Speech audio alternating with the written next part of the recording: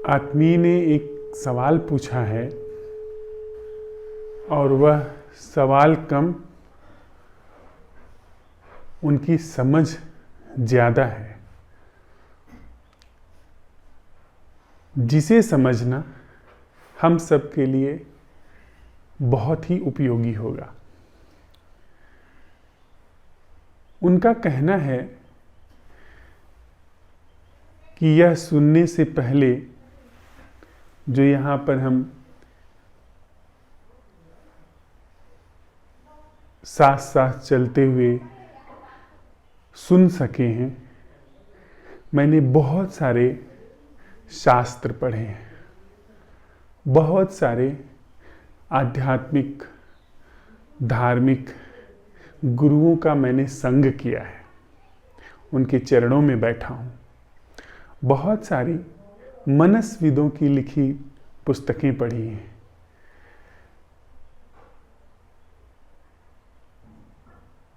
न जाने कितनी विधियों को अपना करके मैंने ध्यान सीखा है, न जाने कितने तरीके से मैंने ध्यान साधा है।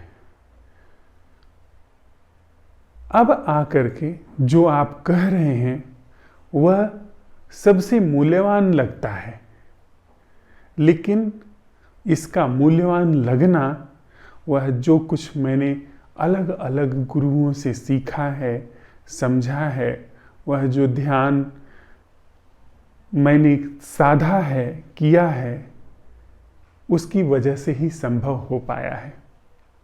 अगर कोई बिल्कुल नया व्यक्ति हो, जिसने कुछ भी न किया हो, जिसने कुछ भी तैयारी न की हो, वह तो आपकी बात बिल्कुल भी समझ ही नहीं सकेगा कि आप कह क्या रहे हैं। वह तो आपकी बात सिरे से खारिज कर देगा। मैं समझ पा रहा हूं क्योंकि मैंने बहुत घाट घाट का पानी पिया हुआ है।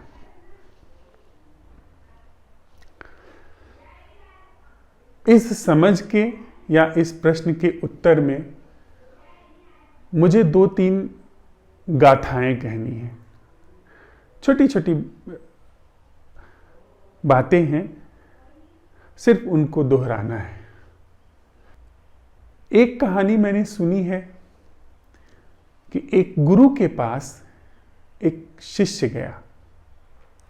एक व्यक्ति सीखने के लिए गया जो अपने को शिष्य समझता था। वहां जाकर के उसने ध्यान सीखने की अपनी जिज्ञासा प्रकट की और साथ ही साथ उसने अब तक जो ध्यान सीखा था, जो उसने प्रयास किए थे, उन सारी चीजों का प्रदर्शन भी करना शुरू कर दिया। वह उनके पास आकर के बड़े सलीके से पद्मासन में बैठ गया। उसने रीढ़ सीधी कर ली। उसने अपनी आंखें अपनी नाक की नोक पर गड़ा दी और धीमे धीमे बैठ करके सांस लेने लगा, यह सवाल रख करके कि वह उन्हें ध्यान सिखाएं। वे जो व्यक्ति थे, उन्होंने उसे ऐसा करता देखा और इसके पहले वे उसके प्रश्न का उत्तर देते कि ध्यान क्या है, उन्होंने उनसे पूछा कि भाई तुम क्या कर रहे हो। उस व्यक्ति ने कहा कि श्रीमान, आप देख सकते हैं कि मैं ध्यान कर रहा हूं। मैंने ध्यान की अब तक की जितनी यात्रा की है, उस यात्रा को आपके समक्ष रख रहा हूं। आपको बस उस यात्रा से आगे की बात मुझे बतानी है, यदि आप जानते हो। उसकी इस बात में समझ कम और जिनसे वह ध्यान सीखने आया था, उसकी परीक्षा लेना भी ज्यादा साबित हो रहा था। उन सज्जन ने कुछ बोला नहीं और पत्थर के 2 टुकड़े उठाए, उन्हें बिना कुछ कहे आपस में रगड़ना शुरू कर दिया। वह जो ध्यान सीखने आया हुआ व्यक्ति था वह चुपचाप उन्हें ऐसा करता देखता रहा। काफी देर तक जब वो यही करते रहे, उस पत्थर को दूसरे पत्थर से रगड़ते रहे, तो उससे रहा न गया। उसने उनसे पूछा कि श्रीमान आप क्या कर रहे हैं? तो उन्होंने कहा कि मैं ऐसा करके एक पत्थर को आईने के रूप में बनाना चाहता हूं। एक पत्थर से दूसरे पत्थर को रगड़ करके पहले पत्थर को मैं आईना बनाना चाहता हूं, जिससे चेहरा दिख सके। वह ध्यान सीखने आया हुआ व्यक्ति खिलखिला करके हंस पड़ा। उसने कहा कि मैं तो समझा था कि आपके अंदर कोई गहरी समझ होगी, आपके बारे में मैं दूर दूर से सुन करके आया था, पर मुझे लगता है आप तो बुद्धू हैं, आप बड़े नादान मालूम पड़ते हैं। भला ऐसा कैसे संभव है कि पत्थर को रगड़ने से दूसरा पत्थर जिस पर वह रगड़ा जा रहा है वह आईना बन जाएगा? हर रगड़ उस पर एक खरोंच का निर्माण करेगी। एक रगड़ में ही न जाने कितनी खरोंचें बन जाएंगी, और खरोंचों से आईने नहीं बनते हैं। उस व्यक्ति ने कहा कि मेरे भाई, समझ तो मेरी भी यही थी कि एक पत्थर को दूसरे पत्थर पर रगड़ने से आईना नहीं बनता है, लेकिन तुम्हारे आने से मेरे अंदर उस समझ पर प्रश्न चिन्ह लग गया। मुझे लगा हो ना हो ऐसा संभव है कि एक पत्थर को दूसरे पत्थर पर रगड़ने से वह आईना बन जाए। तो वह व्यक्ति जो ध्यान सीखने आया था वह और चकित हुआ। उसने कहा मैंने कब आपसे ऐसा कहा कि एक पत्थर को दूसरे पत्थर पर रगड़ने से वह आईने की शक्ल ले लेगा? तो उन्होंने कहा आपने यह सीधे नहीं कहा है, पर आपने परोक्ष रूप से तो यही कहा है। जब आप आकर के ध्यानस्थ होने की कोशिश करने लगे, ध्यान का आपने ढंग अख्तियार कर लिया, ध्यान मुद्रा बना ली, वह तो यही सिद्ध करता है कि आपकी कोशिश से ध्यान हो सकता है, कि आपकी कोशिश से, आपके प्रयास से ध्यान हो सकता है। यह दोनों बातें विपरीत नहीं हैं क्या? कि मैं ध्यान कर सकता हूं, तो अगर मैं ध्यान कर सकता हूं तो यह अगर आपने कर दिखाया है, इसका मतलब है कि एक पत्थर को दूसरे पत्थर पे खरोंचते खरोंचते एक दिन दूसरा पत्थर आईना बन जाएगा। फिर उस व्यक्ति को ख्याल में आया, तो क्या इसका अर्थ है कि मेरी कोशिश से ध्यान नहीं घटित हो सकता है? उसने कहा बिल्कुल यही बात है। तुम जितना ध्यान की कोशिश करोगे, जितना प्रयास करोगे, उस कोशिश में, उस प्रयास में, उस ध्यानकर्ता की उपस्थिति में वह जो ध्यान नहीं है, वह जीवन, वह ढंग और मजबूत होता है। वह मैं जो कि ध्यान के लिए मूल बाधा है, वह मैं जब ध्यान करता है तो ध्यान के नाम पर मैं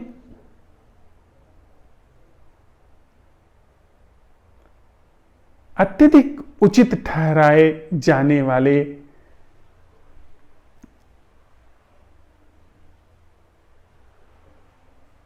धारणाओं में, मान्यताओं में और सशक्त होता चला जाता है। ध्यान मैं का सर्वथा प्रथम चरण पर ही अंत है।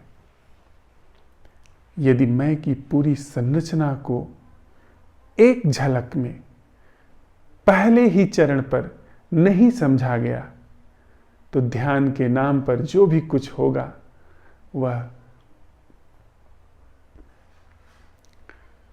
इस मैं का सशक्तिकरण ही होगा, जो कि ध्यान नहीं है। साथ ही यह कहना कि अब तक जो तथाकथित रूप से धर्म और अध्यात्म की यात्रा रही है इन आत्मीय मित्र की,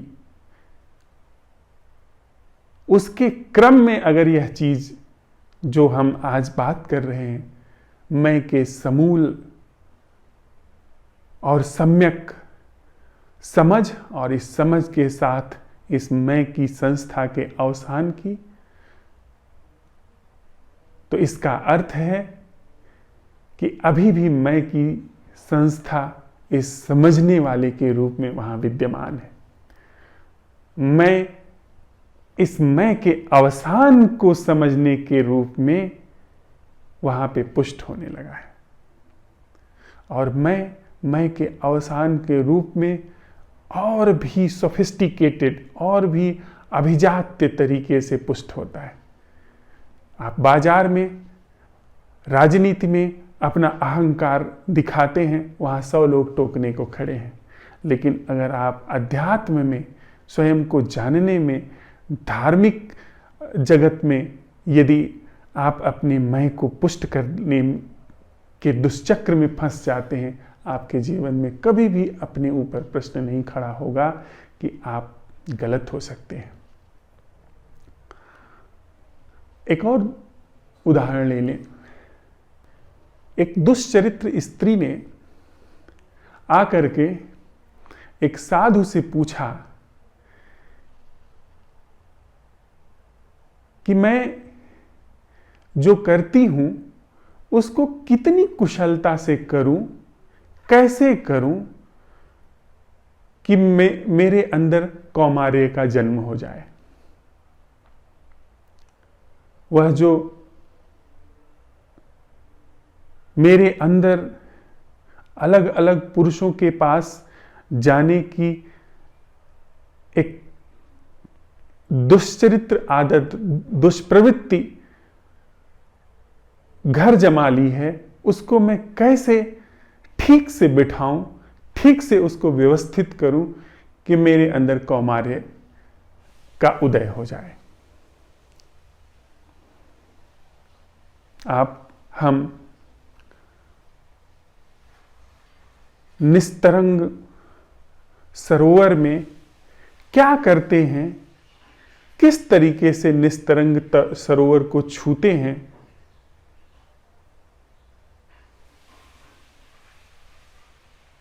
कि उसकी निस्तरंगता बनी रहे, या एक तरंगायित सरोवर को किस तरीके से आप संभालते हैं कि वह निस्तरंग हो जाए।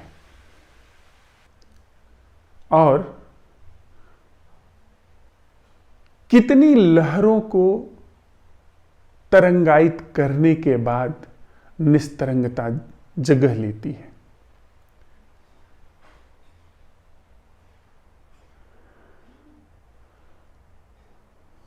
कितना प्रयास हम करते हैं जल की सतह पर कि सरोवर निस्तरंग हो जाता है। एक और गाथा है जिसमें एक संगीत का शिक्षक अपने आने वाले छात्रों को, जो उसके पास संगीत सीखने आते थे, उनसे आने पर सवाल पूछता था कि क्या आपने कहीं संगीत सीखा है, कुछ उसका रियाज किया है। यदि वे कहते थे हाँ, तो वह निर्धारित फीस का दुगना मांगता था। यदि वे कहते थे कि नहीं, हम बिल्कुल भी संगीत के क्षेत्र में अनाड़ी हैं, तो वो आधी फीस वसूल करता था। फीस का जो उसने सांकेतिक धनराशि नियत की हुई थी, वह यह दिखाने के लिए थी, यह समझाने के लिए थी कि यदि मुझे तुम्हें सिखाना है तो जो तुम सीख करके आए हो, पहले उसे मिटाने में मुझे मेहनत करनी पड़ेगी। अर्थात सांकेतिक रूप से वो कहता था कि जो भी तुम अभी तक संगीत के मामले में जानते हो, वह सब अपने चित्त से पोंछ करके रख दो। ध्यान का विचार सरणी से, ज्ञान से, समझ से, बुद्धि से कोई भी लेना देना नहीं है। या तो समझ है या तो फिर नहीं है। ध्यान को लेकर के समझ क्रम में नहीं घटती है। किसी भी तरह से यदि हमारे चित्त में, हमारे भीतर यह समझ सत्यापित होना चाह रही है कि उसने जो कुछ अभी तक किया है उसी के क्रम में यह समझ भी ध्यान को लेकर के, जिसमें हम मैं की पूरी संस्था के अवसान का प्रश्न उठा रहे हैं, वह भी उसी क्रम में आई है, तो हम पूरी की पूरी इस कला से चूक जाएंगे। यह अनूठी कला जो मैं के अवसान और सत्य के उदय की है, उस कला से बुनियादी रूप से वंचित रह जाएंगे।